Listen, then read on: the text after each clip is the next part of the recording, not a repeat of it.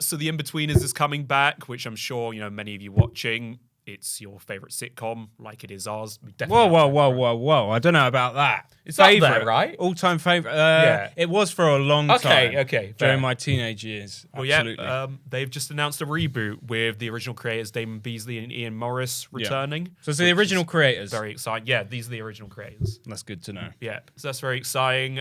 They said in the statement, incredibly exciting to be plotting more adventures for our 4 favourite friends. No major plot details have been revealed, but the deal unlocks the rights potential to bring the Inbetweeners back for a range of platforms, including film, TV, and stage. Oh, that's very interesting. Okay. According to a statement by Banerjee. Very mixed feelings on this. Just this whole thing. I don't really know how to feel because, as far as I'm concerned, I'd be interested in seeing it. Yeah. Can't say that wouldn't be fantastic. I would be there for an Inbetweeners musical or stage show, however they want to do it. Yeah. But yeah, man, very conflicted opinions on this because the Inbetweeners, I feel like now is just an integral part of British culture. Yeah. A part of many people's childhoods. Well, a bit worried if it's your childhood. I'm sure you all watched it when you weren't supposed to, like we did. Yeah. But it's just such a formative show, especially if you're a Brit. Yeah. And then bringing it back, I feel like it's something that maybe people have always wanted, but it could go one of 2 ways, man. I'm just not sure. How do you feel? When I heard it, I was excited. I was like, I mean, who the fuck wouldn't be excited to see it again? Exactly. To see these characters come back. I've rewatched that show so many times. God. And always by the end of it, I'm sad that it's over. I always have that feeling like, oh man, I wish there was just one more season, maybe 2. Yeah. And it's short and sweet. It is a very short show. Like at the it doesn't hang around, which is the beauty of British sitcoms. Often the greatest sitcoms. I mean, especially that's why I think we're good at in the UK. We know how to end a show. That's the difference between UK that's the difference between us and the US. Americans. Yeah. When it comes to comedies, we know when to stop. Yeah. And that's the beauty of the Inbetweeners. The fact there was only 3 shows and 3 series and 2 films. Yeah. But yeah, I'm happy that the original creative team are back. And I think they do not get enough credit for that show. Yeah. Because people will dismiss it as just, your typical teen sex comedy. Yeah. But there is so much more to the Inbetweeners than people give it. Yeah. 9% of that dialogue, actually not even 9% of it, all of it, that is scripted. I feel like that is unbelievable. It's just the banter that those 4 characters It's so real. Yeah. And I feel like more than any other show, this literally captured what being a teen in the UK is like. Absolutely. That not is the Skins. beauty. I'm sorry, not Skins. Nah. Skins, that's what you wish your teenage years were like. It's the Inbetweeners. I don't know about the American Skins. The UK Skins. No, the UK, it's what everyone wishes. Yeah, it's their teen years were like. And if you were living that lifestyle, then I don't even know what to say. Or the people who were, it's like they were gloating about it. Yeah. I live my life like the kids. I don't know. Skins is a very melodramatic teen drama, which I don't know. I did find myself enjoying it here and there, but the problem with that show is the acting. That really holds it back. Yeah. I mean, some of the side characters are obviously so bad. It gave us Nicholas Hoult and Dev Patel. They've gone on to do great things, but what's Sid up to now, man? What is Sid doing? He wasn't a very good actor. There's a lot of, and I think that's really where that show falls short. Yeah. Whereas Inbetweeners, just everyone is just so perfectly cast. Yeah.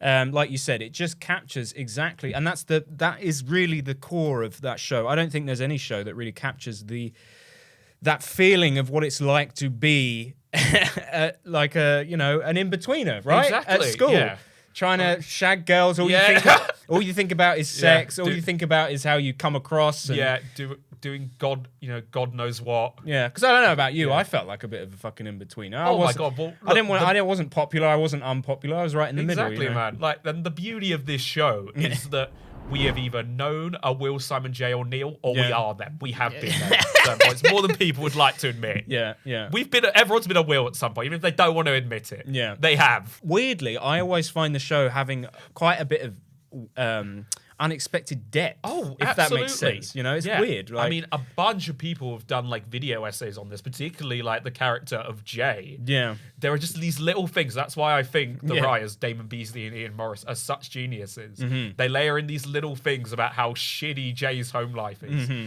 And you sometimes don't catch it because it's just maybe one line of dialogue, but also through the acting as well. Credit to Mr. James Buckley. There's a bit of tragedy behind Jay. Yeah, 100%. And I think that's why his character is so funny. What British humor does so well is making tragedy funny.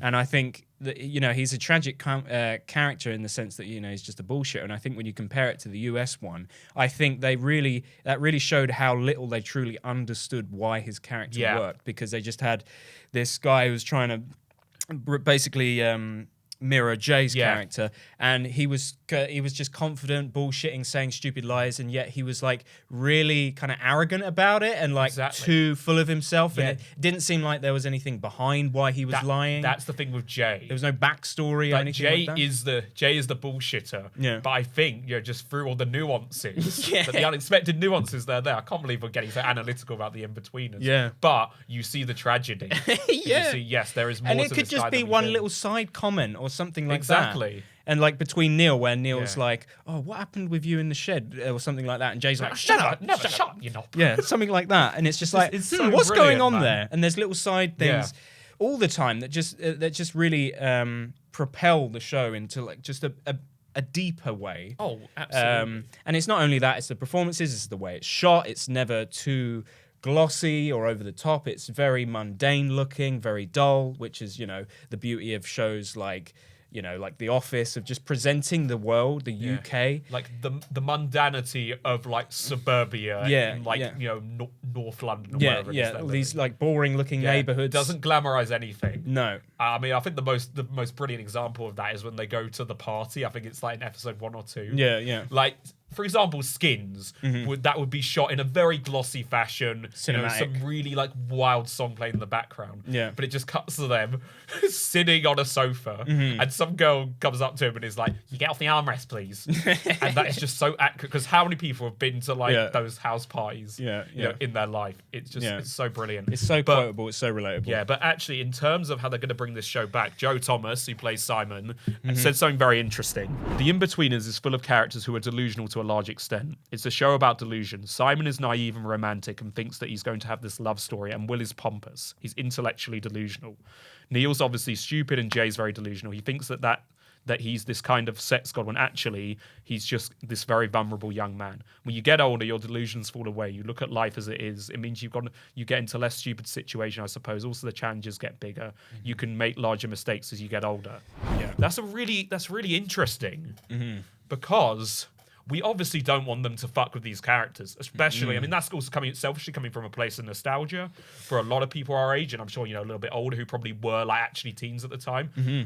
We kind of like, I feel like the British public and like our generation and like millennials, we have an ownership of these characters.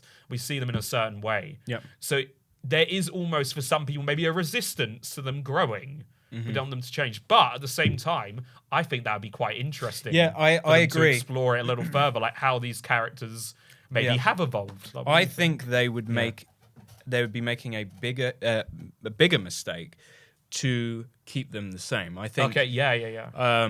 And that's just the case of kind of trying to guess what the audience wants, when really, I don't think we know what we want. The writers should know better than us, and I don't think they should second guess themselves. So if they want to add some kind of extra dimension and show how they've evolved and developed, I mean, look, it's been like 15 years, something like that. Inevitably, they're going to be more developed, more mature, and it's just how are we going to navigate those types of characters now that have evolved, maybe in an unexpected way. Yeah, that's why I'm excited. And look, I think that, like I just said, they're just such fantastic writers. Yeah, I really think they are. The fact that it's going to be not a movie, the fact that it's going to be like a series. Said, though. I think that's really interesting. Have they not said?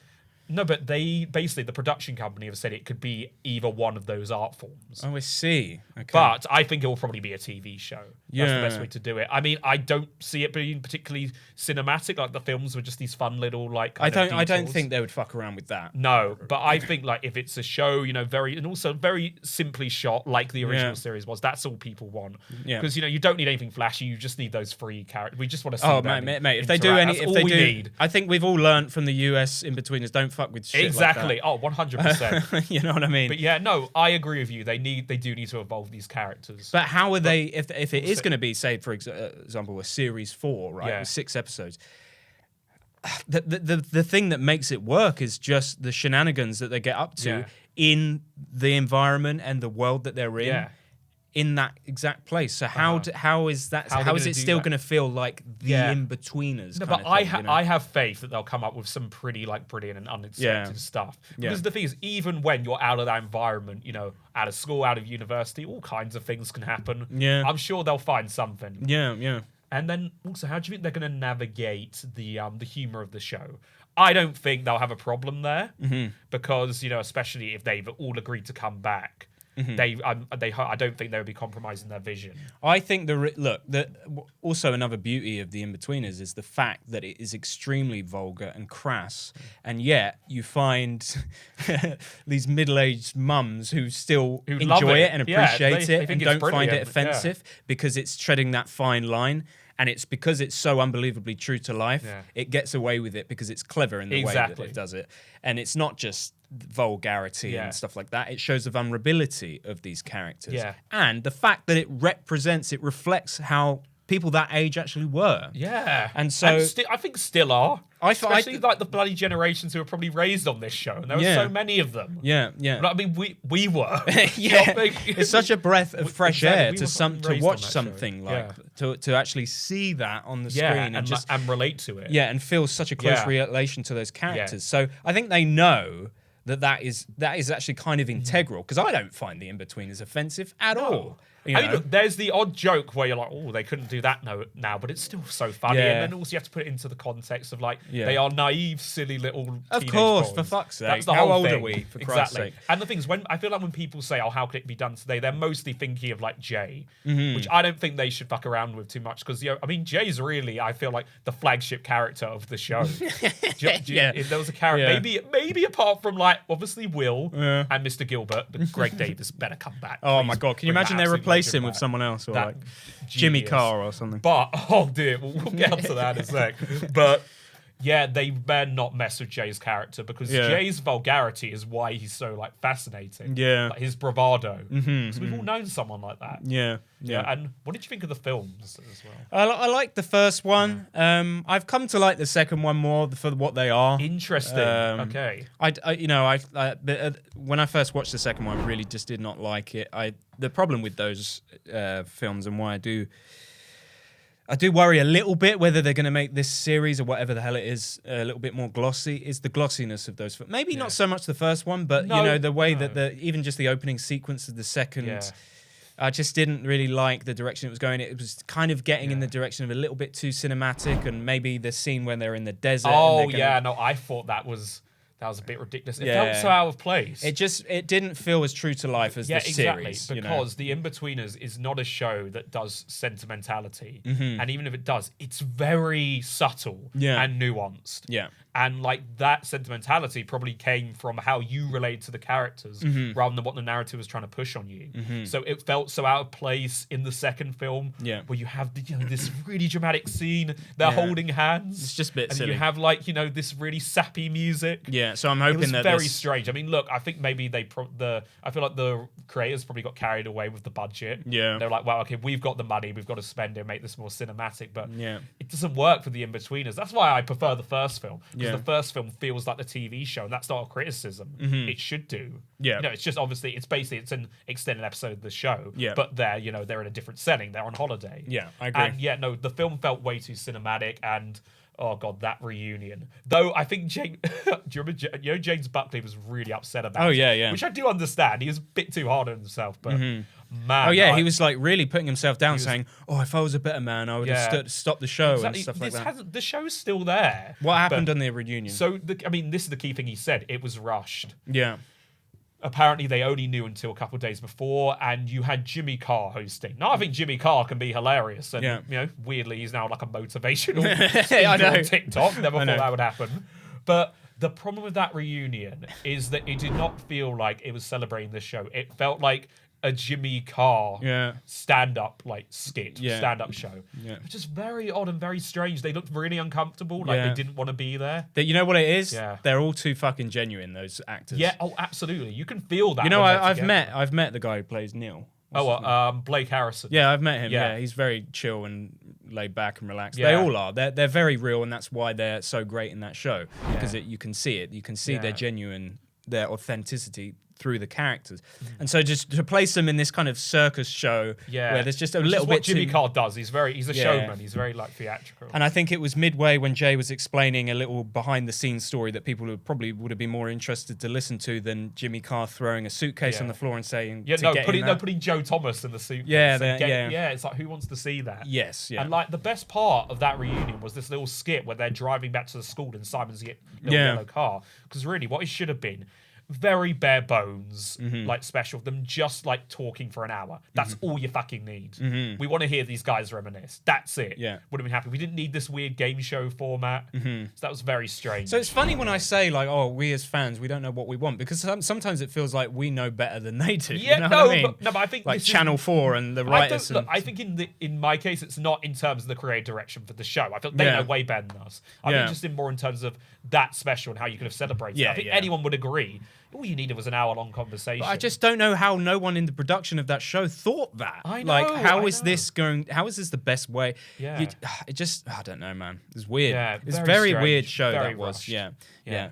But no, like cautiously optimistic. So are you a little bit worried when you say the humor? You've just been kind of watering it down a little bit. Yeah, possibly, but then I really doubt that will happen. I don't, because they've been working since The Rise did like White Gold, and that was pretty crude. Don't know if you saw that. That was Jay and Simon. Yeah. In all but name. Well, I don't know. Will's. I've seen Will. Simon Bird in obviously Friday Night Dinner, and it's actually all come full circle. Yeah. Do you remember his Yoda impression? Oh yeah, he's in the new Star Wars. Oh, is he? Yeah, so it's all come full circle for Will. I'm very happy for him. Fucking hell. Yeah, crazy, isn't it? He used to do a little bit of stand-up as well. I don't think he does that anymore, but yeah. Really? Fair play to him. He's doing very well. They all are, really. Yeah. I don't know so much about the guy who plays Jay. Sorry, I don't remember their names. No, well, he's a cameo megastar and a streamer. Now. Yeah, and he has a podcast with his girlfriend, but he's doing very well. He became like a millionaire off it. Fucking hell. In lockdown, so fair play to him. Yeah. But actually, with watering down the humor, if you'd asked me that about, I'd say 3-4 years ago, I would have worried. But I don't think now. I just don't think those rise will let it happen. I don't know. I don't see it. I don't know, and we've never really spoken. I mean, look, the comedy will be updated, I think, but I can't see it in a way where it's like ridiculously like cringe or politically correct, because the Inbetweeners can't be politically correct. No, there's just certain things. Vulgar, it's coarse. That's what we. It's like South Park or something. There's certain things you just don't fuck with. There are some things you can't like mess with. That's an integral part of it, man. Yeah, come on. So yeah, really bloody looking forward to it. I'm excited either way, man. But I thought that it would be a series, so it's interesting to see what it actually becomes. But no, I mean, it still could be. I mean, they're just being very vague at the moment. It could be anything, but I imagine it will be. Probably not long form. I mean, I guess the original series were like 6 episodes, so I imagine this will be a 6-episode mini-series. Yeah. But yeah, no, looking forward to it, man. Hopefully it's good. Yeah. Just don't watch the US one.